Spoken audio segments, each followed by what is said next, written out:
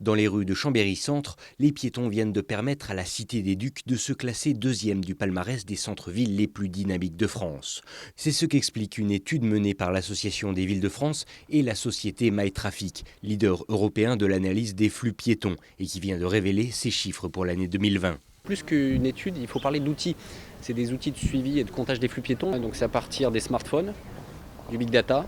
Donc c'est des données qui sont anonymisées. Moi, quand vous avez votre smartphone, vous êtes en gros suivi.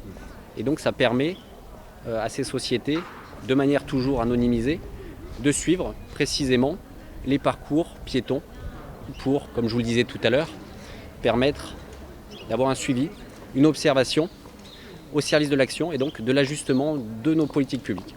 Uniquement précédée de Villefranche-sur-Saône qui remporte donc ce classement, la ville de Chambéry peut en effet se féliciter d'avoir conservé 72% de son attractivité par rapport à la période avant la crise sanitaire. Nous avons 2 100 000 passagers mensuels dans le centre-ville de Chambéry. Cela montre qu'on a un centre-ville attractif. Je pense qu'il y a son patrimoine. Il y a l'offre commerciale et des dispositions qui ont été prises par la collectivité locale pour favoriser le fait de venir dans Chambéry.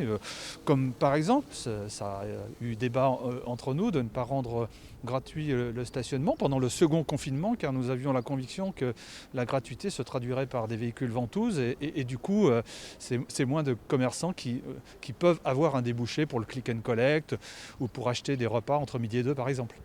Une bonne nouvelle pour les élus, qui plus est qu'aucune autre ville de Savoie-Mont-Blanc n'entre cette année dans ce top 30 qui recense toutes les villes françaises de moins de 100 000 habitants.